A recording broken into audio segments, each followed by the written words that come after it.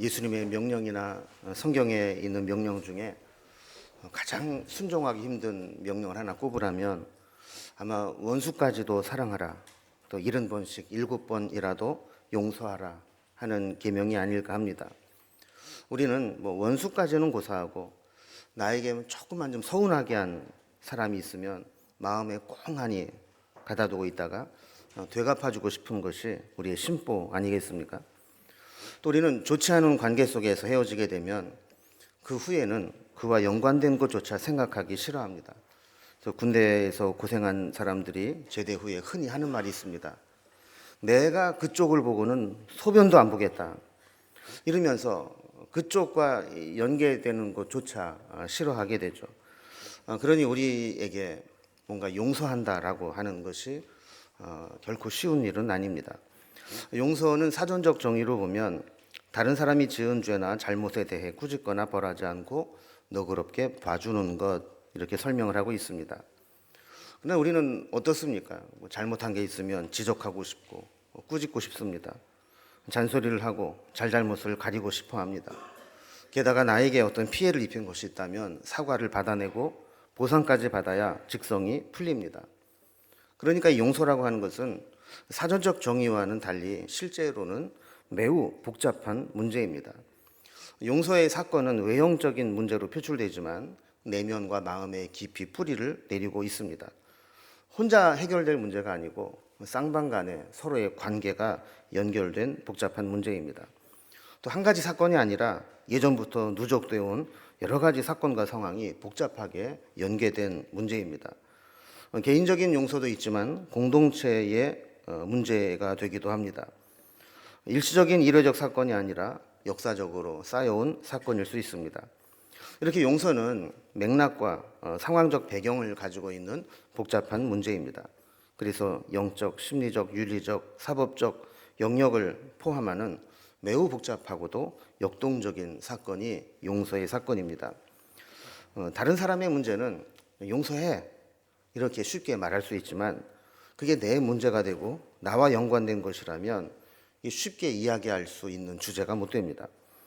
아무리 원수 같은 사람이라도 그가 진심으로 뉘우치고 회개한다면 용서하고 싶은 마음이 생깁니다. 그러나 영화 밀양에서 보여주는 것처럼 피해자에 대한 진정한 사과 없이 피해자는 아직 용서하는 것이 너무 힘들고 괴로워하고 있는데 셀프 용서로 자기는 회개하고 다 뉘우쳤으니 죄에서 자유함을 얻었다 한다면 피해자 입장에서는 피가 거꾸로 솟는 일입니다. 또 말로는 잘못했다고 하는데 반복적으로 혹은 고의적으로 같은 잘못으로 피해를 계속 주게 되면 우리는 정말 몇 번까지 그를 용납해 주어야 되는가 하는 의문이 생기기도 합니다. 어렵게 용서하기로 다짐하고 다가서다가도 여전히 변화되지 못한 모습을 보이거나 또다시 나에게 상처를 줄 발톱을 드러내게 될 때 그를 용서해 주는 것이 진짜 잘하는 것인가 하는 질문이 들기도 합니다. 요즘 우리는 예수님의 오심을 기억하는 대림절을 보내고 있습니다. 예수님의 오심은 용서와 화해의 실현을 위함이었습니다. 십자가 자체로는 로마 시대의 사형을 집행하는 틀이었지만 예수님의 십자가는 용서와 화해의 상징이 된 것이죠. 에베소서 2장의 표현대로 예수님은 십자가에서 본질상 진노의 자녀인 우리를 하나님의 자녀로 삼아주셨고 약속도 소망도 없었던 우리를 그리스도의 피로 화평케 해주셨습니다. 그리고 하나님과 원수되었던 우리를 하나님과 화목하게 하셨습니다. 이것을 위해 예수님은 오셨고 십자가에서 고통을 참으셨습니다. 히브리서 12장 2절에 보면 믿음으로 구원받을 자를 보면서 그 기쁨을 위하여 주님은 십자가를 참으사 부끄러움을 개의치 아니하셨다라고 말씀합니다. 3절에서도 예수님은 죄인들이 자신에게 거역하신 일을 참으셨다라고 말씀합니다. 예수님이 십자가로 보건대 용서는 십자가의 고통, 십자가의 참음, 십자가의 인내가 동반될 때 가능한 일임을 알게 됩니다. 그러나 우리는 용서보다는 보복과 복수의 감정이 끌리고 되로 받았으면 말로 갚아주고 싶은 것이 우리의 심정입니다. 용서하고 화목하기보다는 반목과 패거리 문화에 익숙합니다. 그래서 우리는 인생의 경험상 용서는 참 어렵다. 때로는 우리에게 진정한 용서는 불가능한 것이 아닌가 하는 절망을 느끼기도 합니다. 오늘 본문에도 보면 사도 바울이 빌레몬에게 이 힘든 용서를 요청하는 것을 보게 됩니다. 빌레몬서는 바울이 감옥에서 쓴 옥중 서신 중 하나로 빌레몬에게 써서 보낸 개인적인 편지입니다. 내용으로 본다면 바울이 빌레몬에게 오네시모라는 사람을 보내면서 그에 관한 용서를 구하는 편지입니다. 빌레몬서의 이 배경을 간단하게 좀 설명을 좀 드려보겠습니다. 빌레몬에게는 오네시모라고 하는 종이 있었습니다. 오네시모는 주인 빌레몬에게 엄청난 경제적 손해를 입히고 도망갔습니다. 빌레몬에게 이 오네시모는 생각하기조차 싫은 인물이었습니다. 그런데 세월이 지나서 오네시모가 제 발로 주인을 찾아왔습니다.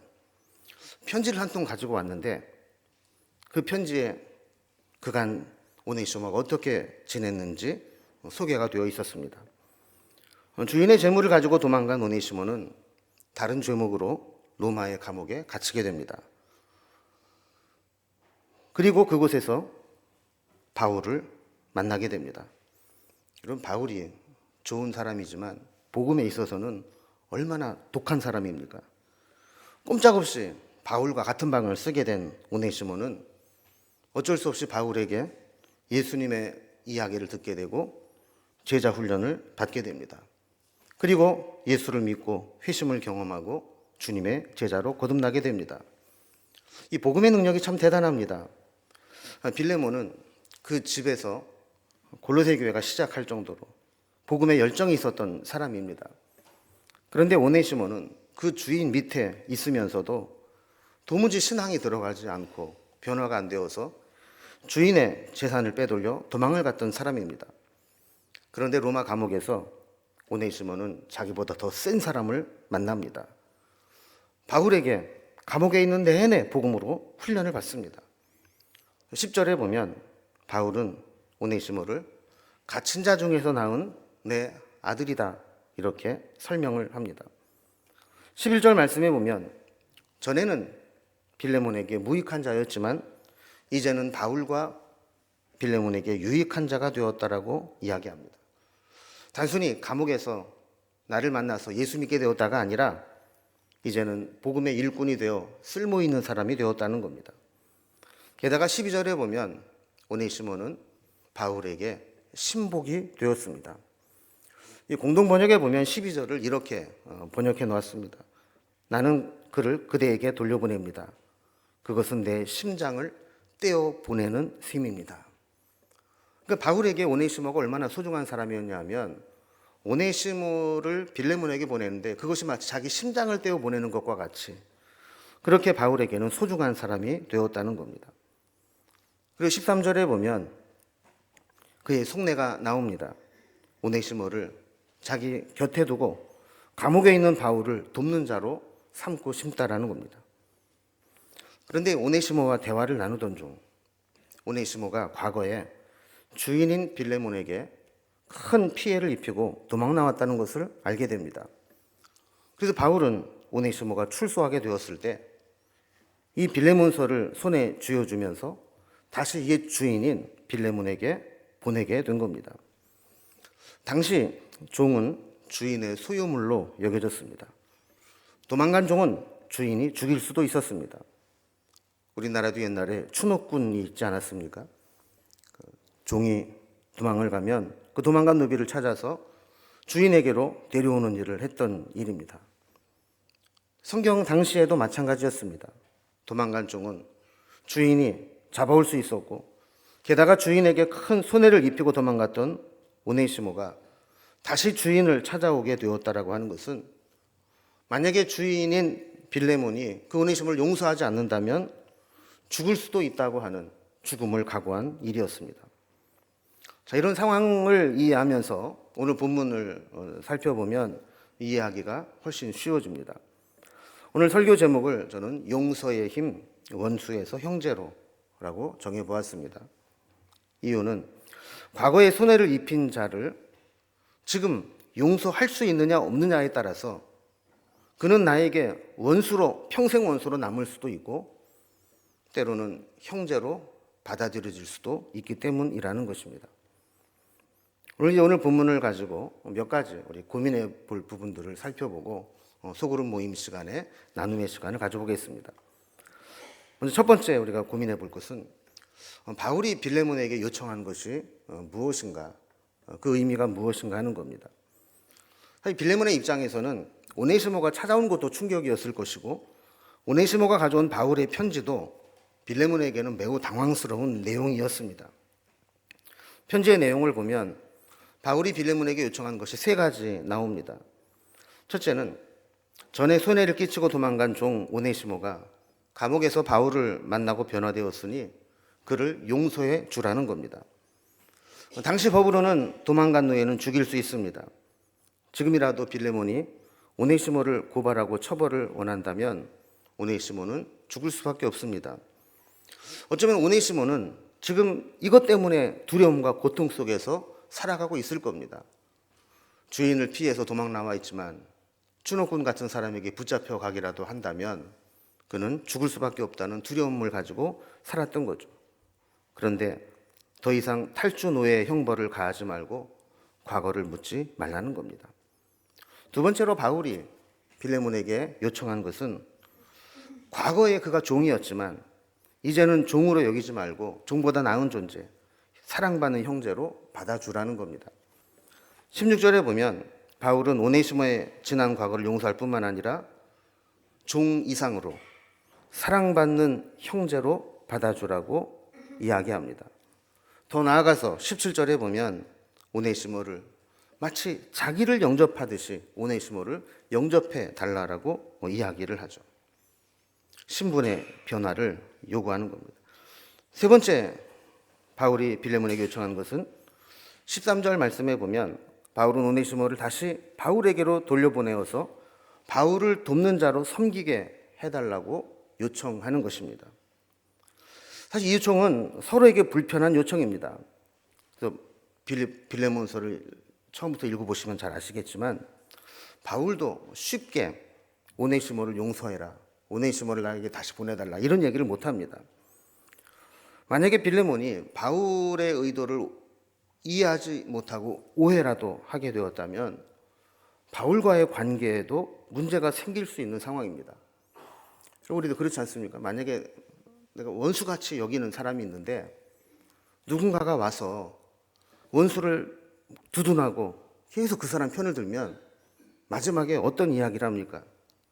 그래? 그럼 너도 그놈하고 똑같은 놈이야. 그러면 너도 나하고 끝이야. 이렇게 되는 게 보통 관계 아니겠어요? 지금 빌레몬은 오네시모에게 엄청난 손해를 입고 그에 대한 악감을 품고 있는데 바울이 그 오네시모를 계속 두둔하면서 용서하고 잘해주라고 그러고 하면 만약에 빌레몬이 그 바울의 요청을 들어주지 않고 마음을 닫아버린다면 바울과의 관계도 편치 않은 관계가 될 것이죠. 여러분이 만약에 빌레몬이라면 이런 바울의 편지를 받았을 때 어떤 느낌이 들었을 것 같습니까? 두 번째 질문을 한번 살펴봅니다. 빌레몬은 그럼 오네시모를 어떻게 처리해야 할까요? 하는 겁니다.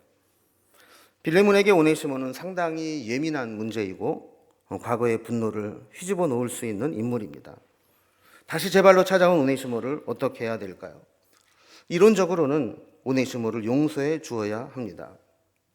과연 빌레몬은 오네시모를 용서했을까요? 빌레몬서에는 그 결말이 나와 있지 않습니다. 그러나 성경학자들은 빌레몬이 오네시모를 용서했을 것으로 봅니다. 만약에 빌레몬이 오네시모를 용서하지 않았더라면 오늘날 빌레몬서는 존재하지 않았을 것이고 성경에도 들어가 있지 못했을 것이라는 거죠. 또한 바울은 골로새 교회에 보낸 편지에서 이 오네시모를 신실하고 사랑을 받는 형제 오네시모를 함께 보내노니라고 이야기를 하면서 그 이후에 계속해서 이 바울과 오네시모의 관계가 좋은 것으로 보아서 아마 용서를 했을 것으로 보고 있습니다. 그러나 용서의 조건이 무엇인가를 우리는 고민해 보게 됩니다.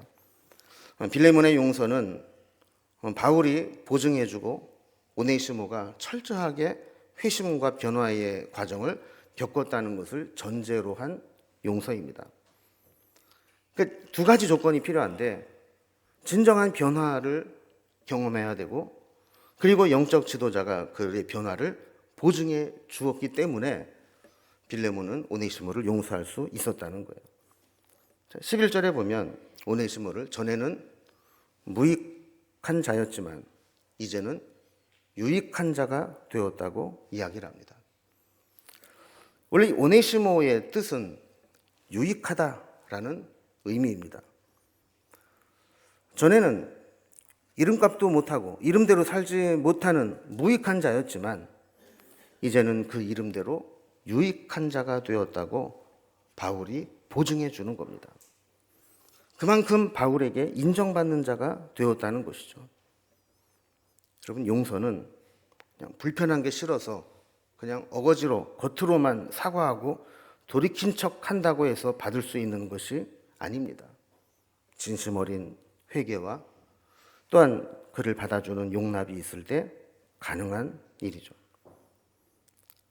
세 번째로 우리가 좀 고민해 볼 것은 잘못을 저지른 사람이 기독교인이 되었다고 한다면 그것 때문에 무조건 용서해 주어야 하는가 하는 겁니다. 사랑은 무한한 용서를 동반합니다. 그러나 그것이 맹목적이고 무조건적인 용서를 의미하는 것은 아닙니다. 무조건적인 용서는 가해자에게 악용당할 수 있습니다. 맹목적이고 무조건적인 용서는 가해자로 하여금 재범을 저지를 용기를 주는 것이 될 수 있습니다. 잘못을 깨닫게 하고 철저하게 회개하지 않은 상태에서 그저 무조건적으로 용납해 주는 것은 똑같은 상황을 만났을 때 똑같은 잘못을 하게 만드는 시그널을 주는 것이 된다는 것이죠.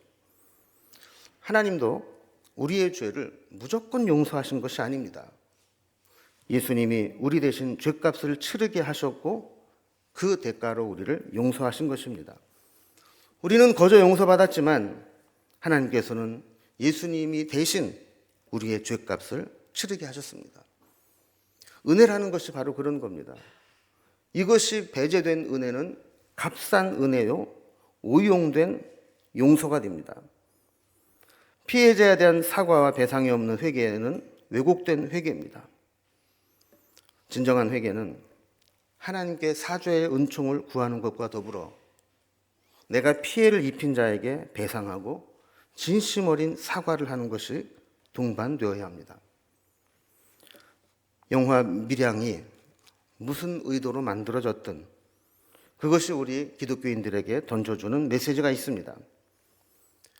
영화를 보신 분도 있지만 잠깐 줄거리를 소개하면 이렇습니다.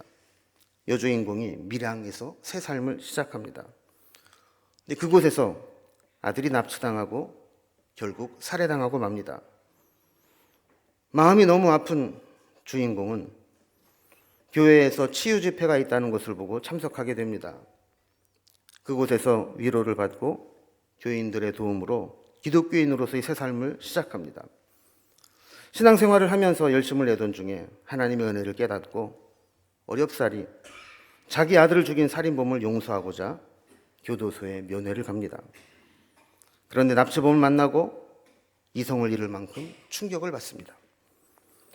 아들을 죽인 살인범이 교도소 안에서 자신이 저지른 잘못으로 인해서 죄책감에 시달리고 고통받고 살고 있을 것이라는 것을 불쌍히 여겨 용서해 주러 찾아갔는데 예기치 못한 모습을 보게 된 것이죠.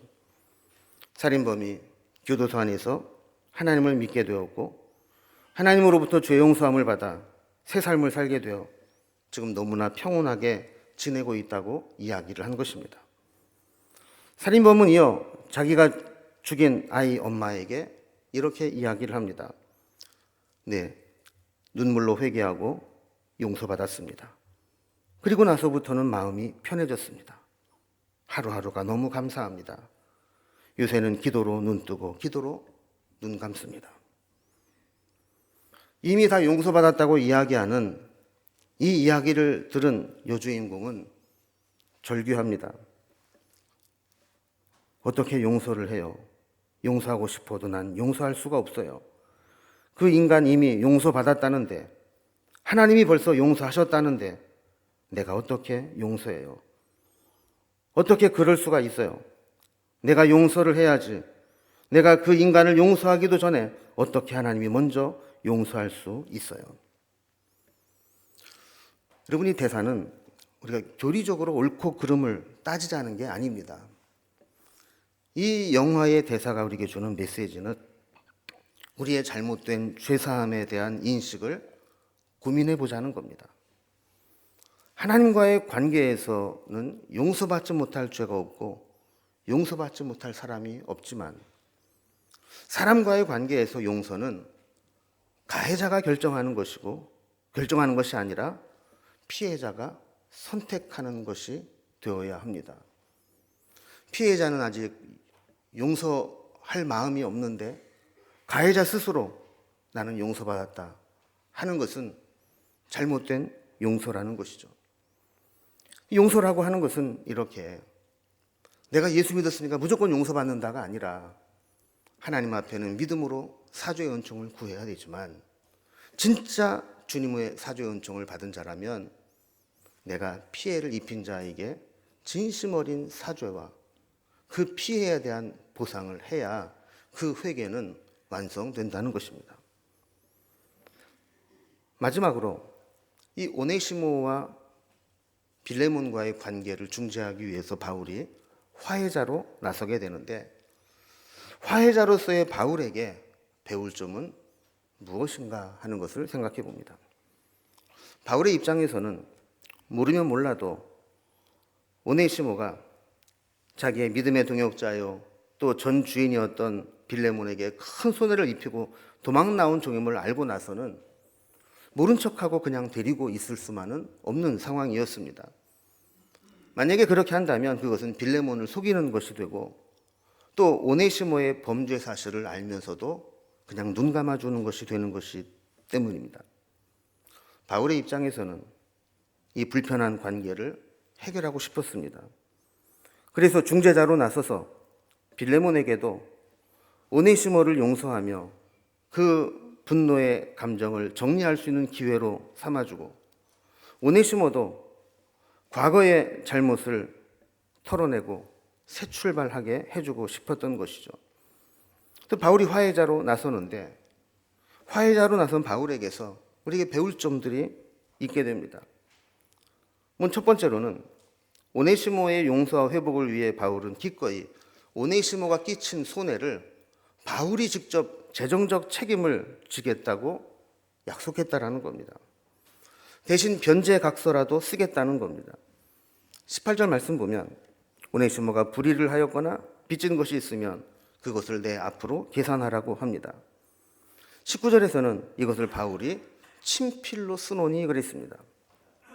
고대에 친필로 쓴다라고 하는 것은 보증 책임을 지겠다는 겁니다. 인감 도장을 찍고 사인하는 것입니다. 화해자의 첫 번째 모습은 대신 책임을 져주는 겁니다. 물질의 책임뿐만 아니라 그 사람에 대한 보증을 세워주는 것이죠. 두 번째로 화해자로서 바울에게서 배울 수 있는 것은 용서의 원리를 잘 설명해 주는 것입니다. 용서에 대한 성경의 원리는 우리가 먼저 용서받은 자요 빚진 자라는 사실을 깨닫게 하는 것입니다. 19절 뒷부분에 보면 내 자신이 내게 빚진 것은 내가 말하지 아니하노라 그랬습니다. 그럼 빌레몬이 바울에게 어떤 빚을 졌을까요? 그것은 어떤 물질적인 빚은 아니었을 겁니다. 바울이 전해준 복음으로 빌레몬은 예수님을 알게 되었고 구원받게 되었고 죄사함을 얻게 된 것입니다. 그러니 빌레몬 역시 복음의 빚진 자라는 것이죠. 빌레몬이 빚진 자라는 것을 깨닫게 된다면 오네시모를 용서할 수 있다라는 겁니다. 세 번째로 화해자로서 바울에게서 배울 수 있는 것은 용서를 요청하는 태도에서 빌레몬에 대한 존중과 배려가 있었다는 겁니다. 바울은 여러 가지 조건으로 빌레몬에게 명령할 수 있는 위치에 있었다라고 이야기를 합니다. 하지만 정중하게 부탁했고 빌레몬 스스로 선택할 수 있도록 기다려주고 있습니다. 9절에 보면 내가 사랑으로 간구한다 이렇게 이야기를 하면서 나이가 많은 나 바울은 이렇게 이야기를 하죠. 나이로 볼 때에도 충분히 이렇게 해라 라고 말할 수 있는 입장이라는 겁니다. 또한 그는 예수 그리스도를 위해서 갇힌 자 되었다라고 이야기를 합니다. 사도적 권위도 있습니다. 그러나 14절에 보면 내 승낙이 없이는 내가 아무것도 하기를 원치 않는다 그랬습니다. 그리고 화해하고 용서하는 이 선한 일에 명령에 의해서 억지로 하는 것이 아니라 내 자의로 선택하는 것이 되기를 원한다고 했습니다. 여러분, 아무리 내용이 좋아도 태도가 불쾌하면 받아들이기가 어려운 겁니다. 여러분, 우리가 어떤 일을 선한 일을 하는데 계속 거절당한다 그러면 우리 태도에 문제가 있지는 않은지 돌아볼 필요가 있습니다. 바울은 명령할 수 있고 지시할 수 있는 입장이었지만 존중하고 배려하는 모습으로 그의 면을 세워주는 것들을 보게 되는 것이죠. 이제 오늘 말씀을 정리해 봅니다. 이제 이번 시리즈의 주제가 용서라고 하는 주제인데 용서는 쉽지 않은 것 같습니다. 그리고 용서는 아무나 할 수 있는 것도 아닌 것 같습니다. 우리가 누군가를 용서하기로 결심했다라고 하는 것은 그 상대방으로부터 또다시 상처를 받을 수 있음을 감수하는 것을 의미하는 겁니다. 내가 용서했으니 다시는 상처받지 않을 거야. 이러면 용서가 안 돼요. 내가 용서하겠다라고 하는 것은 똑같은 상처를 또 받을 수 있지만 그럼에도 불구하고 내가 용납하겠다라고 하는 것이 전제되어야 한다라는 겁니다. 마지막으로 중요한 것은 용서는 이론이 중요한 게 아닙니다. 실천할 수 있느냐가 중요한 것이죠. 여러분, 혹시 살아오면서 내가 누군가에게 피해를 입히고 상처를 주고 유야무야 지내면서 시간만 보내고 있지는 않습니까? 만약에 내가 누군가에게 피해를 주거나 상처를 준 것이 있다면 그 잘못을 인정하고 용서를 빌 수 있는 용기가 있어야 합니다. 뿐만 아니라 내가 용서해 주어야 될 사람이 있습니까? 용서는 구하는 것도 쉽지 않지만 용서를 해주는 것도 어렵습니다. 그 마음이 열려져야 되는데 우리는 쉽게 마음을 열려고 하지 않습니다. 그래서 우리는 내가 용서해 주어야 되는 상황이 있다면 마음을 열고 나도 빚진 자라는 사실을 기억하고 용서해 줄 수 있는 힘과 믿음을 달라고 기도해야 합니다.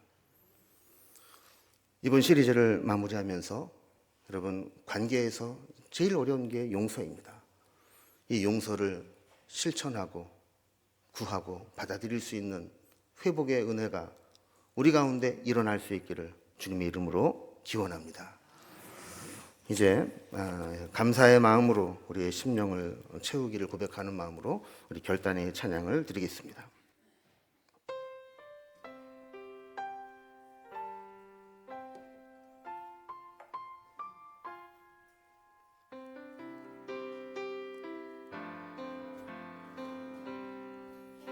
겸손히 올리는 나의 기도 간구보다 감사를 드립니다. 응답하심도 거절하심도 기다리라 하심도 그저 감사 위에 감사를 덮을 때 은혜 위에 은혜가 쌓이네. 모든 일에 감사 모든 순간에 드리야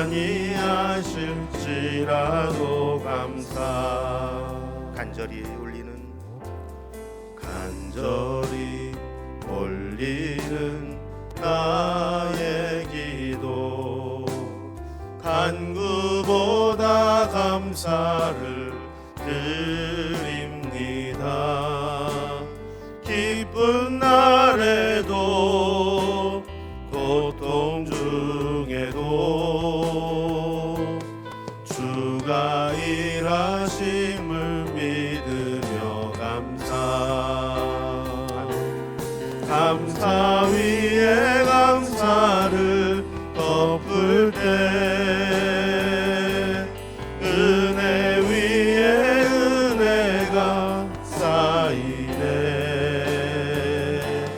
모든 일에 감사 모든 순간에 그리 아니하실지라도 감사 위에 감사를 덮을 때 감사 위에 감사를 덮을 때